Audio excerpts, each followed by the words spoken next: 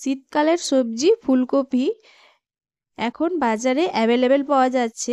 আর এই ফুলকপির টেস্টটাকে চেঞ্জ করার জন্য আজকে আমি আপনাদের সঙ্গে শেয়ার করব পনির দিয়ে ফুলকপির রেসিপি। এখানে আমি নিয়েছি ফুলকপি, আলু আর পনির। ফুলকপিগুলো কেটে নিয়েছি টুকরো টুকরো করে, আর আলুটাকেও আমি কেটে নিয়েছি। পনিরটাকে এবার আমি কেটে নিচ্ছি।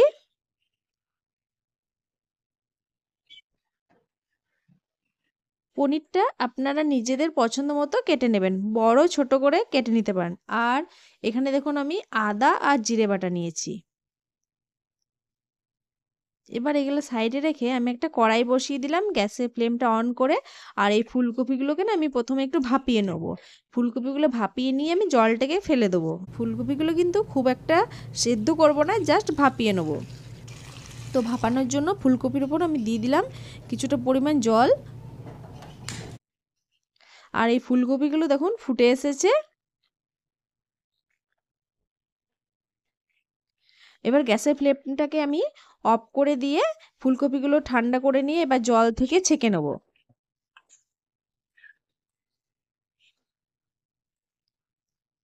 আমি জল থেকে ছেঁকে নিলাম। আবারও কড়াইটা ধুয়ে আমি বসিয়ে দিলাম ওভেনের উপর। কড়াইটা গরম হওয়া পর্যন্ত একটু ওয়েট করে নেব। নমস্কার, আমি প্রিয়াঙ্কা হোম ক্রিয়েশনে আপনাদের সকলকে স্বাগত জানাই। কড়াইটা ভালো করে গরম হয়ে গিয়েছে। এবার আমি এর মধ্যে দিয়ে দিয়েছি সাদা তেল। এই রেসিপিটা কিন্তু আমি সাদা তেলে করব, আপনারা চাইলে সর্ষের তেলেও করতে পারেন। ফুলকপিগুলোকে ভাজার জন্য আমি হাফ কাপ পরিমাণ তেল নিয়ে নিলাম। আর ফুলকপি রেসিপিতে তেলের পরিমাণটা একটুকু বেশি লাগে, না হলে কিন্তু ফুলকপিটা ভালো হয় না, বেশ খেতেও ভালো লাগে না। তো আমি দেখুন যে আলুগুলোকে কেটে নিয়েছি, সেই আলুগুলোকে তেলের মধ্যে দিয়ে আমি এখন ভেজে নেব। আর এখন যেহেতু নতুন আলু পাওয়া যায়, নতুন আলু কিন্তু তাড়াতাড়ি সেদ্ধ হয়ে যায়।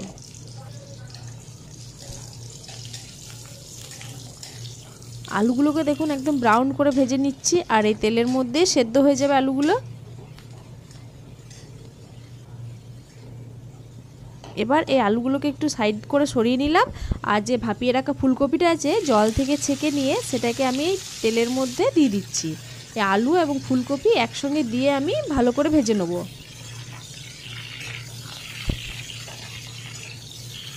আর ভিডিওটি কিন্তু পুরোটাই দেখার চেষ্টা করবেন, স্কিপ করে দেখবেন না।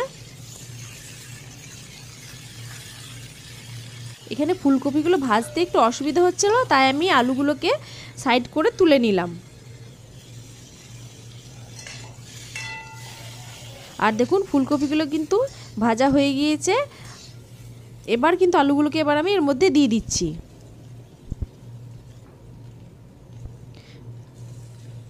আলু এবং ফুলকপি এবার আবারও আমি ভালো করে নাড়াচাড়া করে নিচ্ছি।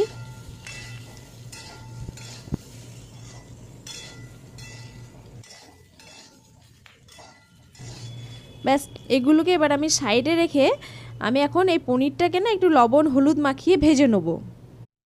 তো তার জন্যে পনিরের মধ্যে দিয়ে দিলাম লবণ, আর দিয়ে দিলাম হলুদ গুঁড়ো। এবার এটাকে ভালো করে হালকা হাতে এটাকে মাখিয়ে নিতে হবে। তারপর এটাকে সাইডে রেখে আমি অন্য একটা কড়াইয়ে পনিরটাকে ভেজে নেব। আমি গ্যাসের ফ্লেমটা অন করে দিলাম আর অন্য একটা কড়াই বসিয়ে দিলাম। এবার আমি একটু সাদা তেল দিয়ে আমি পনিরটাকে এখন ভেজে নেব। পনিরটাকে ব্রাউন করে ভেজে নেব। এই পনিরটা না ভাজলে কাঁচা একটু গন্ধ লাগে, আমার একটু পনিরটা ভেজেই ভালো লাগে, ভেজে দিলেই ভালো লাগে, তাই আমি পনিরটাকে ভেজেই দেব। দেখুন এই পনিরটা আমার ভাজা হয়ে গিয়েছে। এবার আমি পনিরটাকে একটা প্লেটের মধ্যে তুলে নিলাম। আর এই কড়াইটা সাইডে রেখে দিলাম। আর আমি ফুলকপি আর আলু যেটাতে ভেজে রেখেছি সেই কড়াইটাকে আমি ওভেনের উপর বসিয়ে দিলাম। এবার এর মধ্যে আমি একে একে মশলাগুলো দিয়ে দেবো। তো প্রথমে দিয়ে দিলাম আমি লবণ আর হলুদ। স্বাদ মতো লবণ দিলাম আর হলুদ গুঁড়ো দিলাম। আর হলুদটা দিয়ে ভালো করে নাড়াচাড়া করে নিচ্ছি, কারণ হলুদের কাঁচা গন্ধটা যাতে চলে যায়। এবার এর মধ্যে আমি 2 চামচ পরিমাণ দিয়ে দিলাম আদা আর জিরে বাটা।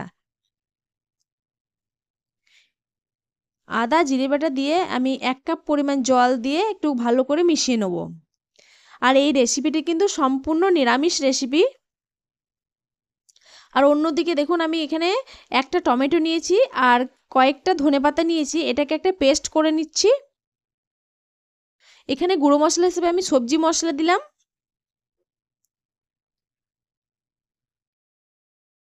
ধনেপাতা আর টমেটোর পেস্টটা এবার এর মধ্যে আমি দিয়ে দিলাম।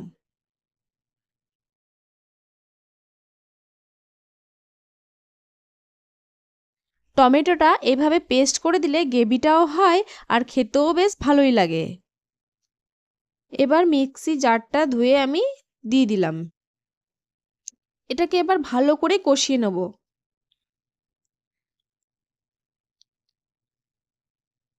এই রেসিপিটি আপনি ভাত, রুটি, পরোটা সবের সঙ্গে খেতে পারবেন আর সম্পূর্ণ নিরামিষ। যেহেতু আলু আর ফুলকপিগুলো ভালো করে ভেজে নিয়েছি, তাই এটা বেশিক্ষণ সেদ্ধ করার প্রয়োজন নেই। আর এটা যখন আমি নামাবার প্রায় 10 মিনিট আগে কিন্তু এর মধ্যে আমি পনিরগুলোকে দিয়ে ভালো করে নাড়াচাড়া করে নিলাম। আর নাড়াচাড়া করে নিয়ে এবার দিয়ে দিলাম আমি 1 কাপ পরিমাণ জল। এখানে বেশি জলের প্রয়োজন নেই, কারণ রেসিপিটি কিন্তু একদম মাখো মাখো হবে।